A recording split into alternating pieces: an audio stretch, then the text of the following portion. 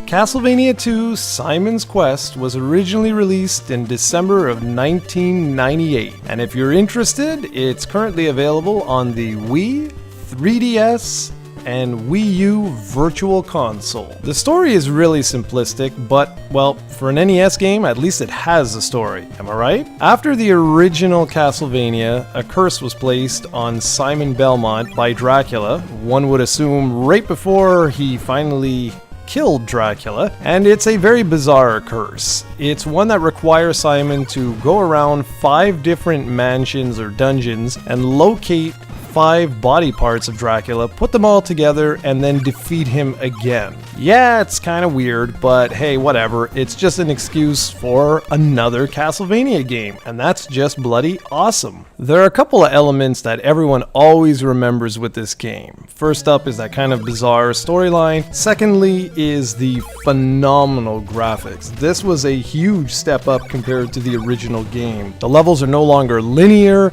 You now can explore towns, outdoor environments like forests, caves, and yes, obviously there are indeed some dungeons. It was a strikingly beautiful game upon its release, and it holds up quite nicely to this very day. Another aspect that everybody remembers is the incredible soundtrack. And not only was it impressive for its time, but even today, it is super catchy and one of the best tracks on the entire original soundtrack for the game is Bloody Tears. It would become so popular that just about every single Castlevania game since Castlevania 2 has featured some sort of rendition of Bloody Tears, and the rest of the soundtrack is also really excellent. So up until now in this review, everything has been perfect, right? Well, Castlevania 2 is one of those games that causes a lot of controversy because it was really different than the original game, much like Zelda 2. Instead of featuring one level after another, this time around the game is much more open-ended and plays more akin to Metroid than the original Castlevania. You were free to roam anywhere you wanted, talk to townsfolk, get clues, and then find your way to the next dungeon, locate the missing Dracula body part, and, continue from there. And while that actually sounds kind of enticing today, back in 1988, this was a really controversial move because the gameplay was just so radically different than the original. Now, you guys know all about the negatives of this game, such as the clues that you received from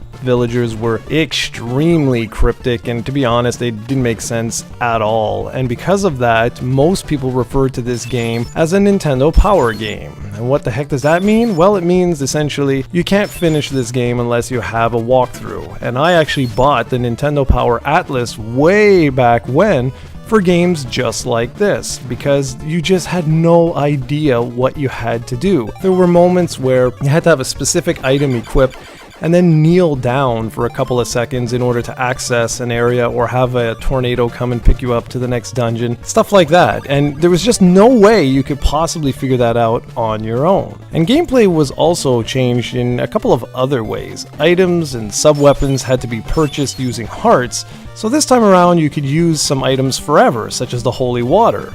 And then other ones had limited stock or actually used hearts.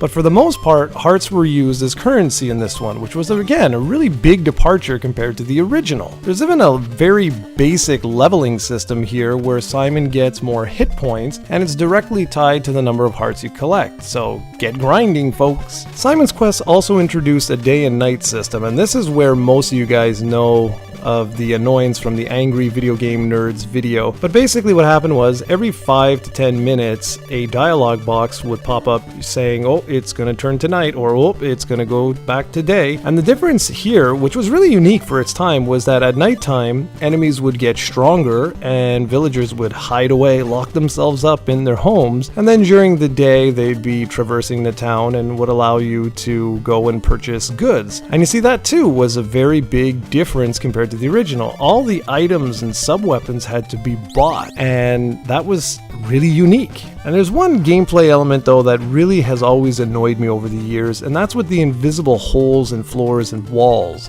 And this was a tactic that used to drive me absolutely bonkers in the original Legend of Zelda, and seeing it here made me go insane as a kid. Let's say you're walking along and it appears the ground, goes ahead of you for the next 4 or 5 feet. Well, you walk forward only to fall through the floor and into water into your death. Then there's other times where you sort of feel like you're stuck, only to realize later that you could actually walk through the wall that was straight ahead of you. It was like an invisible gate. And I absolutely hated that crap, but once you purchase the holy water, every couple of feet, a good tactic was to just throw one in front of you, and if you saw that it broke, well, you knew you were safe. If you saw it fly down to the next floor below, well, then you knew, oh, time to jump. Other criticism I have with this game is with the game's bosses. I find it just way too easy, and in fact, you can skip some of them entirely, so what the hell's the point?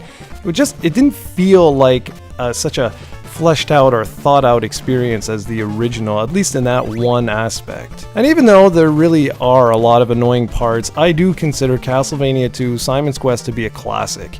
Finding all 5 dungeons that hide Dracula's parts within 8 game days is a true challenge, and that's the only way to get the true ending of the game. And I really like that because it enhances the replay value. The music and graphics are also legendary, and overall, while certainly different than the original Castlevania, Simon's Quest on the NES remains a true classic just because it was so different, and it remains fun to play to this day. Just don't forget, you're gonna need a guide.